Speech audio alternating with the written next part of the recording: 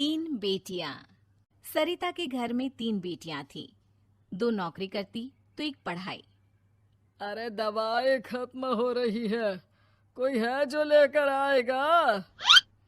तभी बड़ी बेटी रिया आ जाती है। हाँ पापा, ये रही आपकी दवाई। अभी खत्म होने में वैसे 2 दिन बाकी है। 2 दिन पहले ना बोले तो कौन सुनेगा? चिल्लाना तो पहले से पड़ता है ना कि सामान खत्म है। अच्छा जल्दी से छोटी चाय बना दे दीदी के लिए। जी माँ। और हाँ, पकोड़े तल लेना, बारिश का मौसम है, मजा आ जाएगा। मैं बाजार से आलू ले आती हूँ माँ, खत्म हो रहे हैं। घर का सारा काम बिल्कुल परफेक्ट चल रहा था। दोनों बेटियां पढ़ाई के बाद नौकरी कर रही थी और छोटी पढ़ाई, पिता की पेंशन और अपना मकान। लेकिन पास की कमला चाची।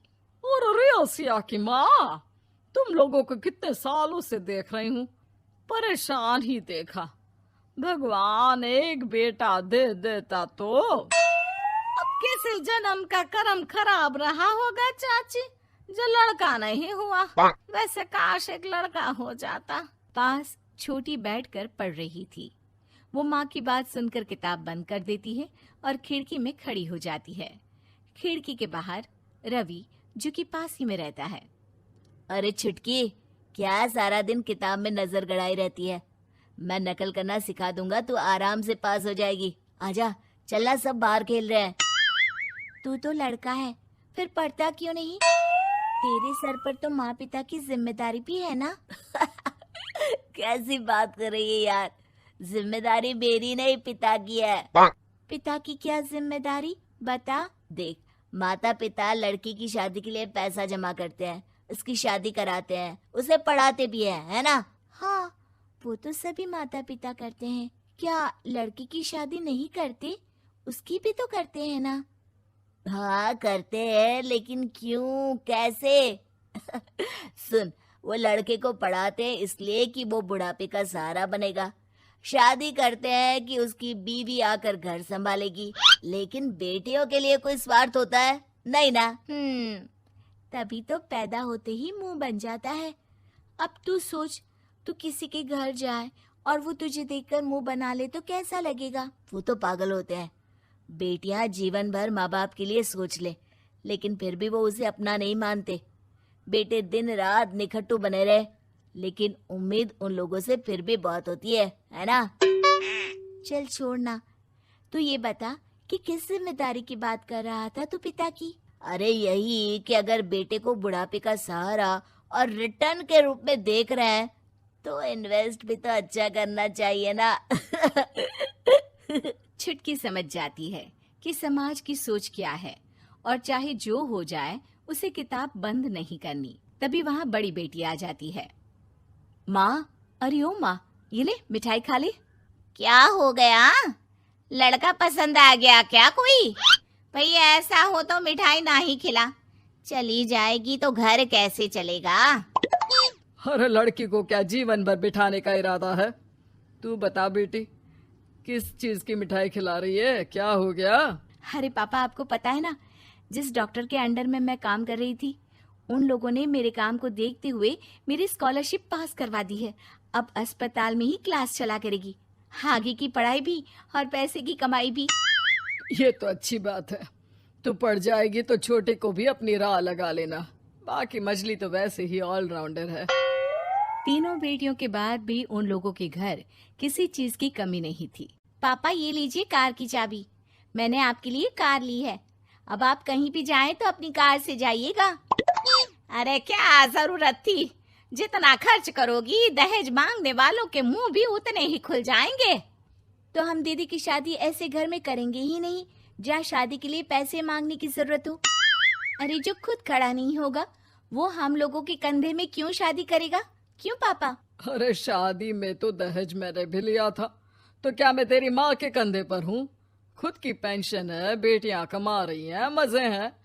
बस एक मलाल है कि बेटा नहीं हुआ। पापा, जब आपने बोला कि मजे हैं, मैं तभी समझ गई थी कि अगली लाइन में आप यही बोलेंगे कि मलाल है।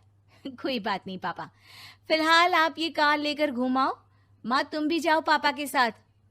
दोनों पति पत्नी बेटी की दी गई गिफ्ट कार में बैठकर घूमने निकल रहे थे कि पड़ोसी बोल पड़ता है। अरे भाई साहब, नई कार, यहाँ तो साइकिल भी बेचने की नौबत है। नजर ना लगाइए भाई साहब, जीवन में कार का सपना पूरा होना हम लोगों के लिए तो बहुत बड़ी बात है।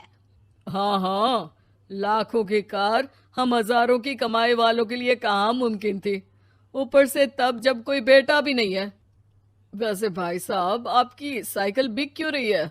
भगवान की दुआ से तो आपके 4 लड़के हैं। हाँ हाँ, आपको तो हेलीकॉप्टर से घूमना चाहिए। और खाक हेलीकॉप्टर भाई साहब, अब क्या छुपाना, 2 लड़के तो कुछ कमाते ही नहीं, सारा दिन टीवी मोबाइल में लगे रहते हैं।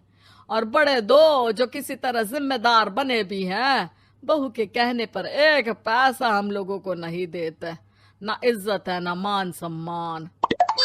हाँ भाई साहब, भाभी बता रही थी, बहू के होते हुए भी नौकरानी की तरह सारा दिन लगी रहती है घर के कामों में। आप किस्मत वाले हैं भाई साहब, जो बेटियां घर के साथ साथ बाहर का काम भी पूरी जिम्मेदारी से संभाल रही हैं।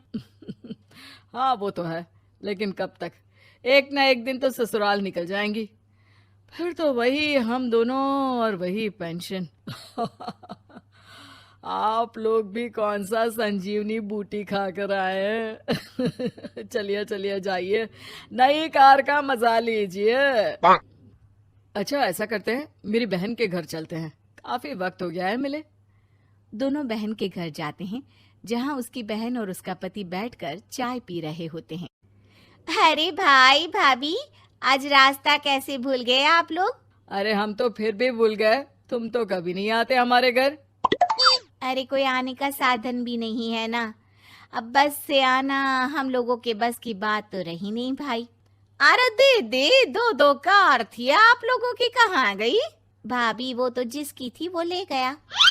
मतलब? 2 बेटे हम दोनों से अलग हो गए हैं, अपनी कार ले गए, अब हम दोनों अकेले, खुद बनाना खुद खाना। भाई बहन के घर से मिलकर बेटी की गिफ्टेड कार में बैठकर निकल जाते हैं।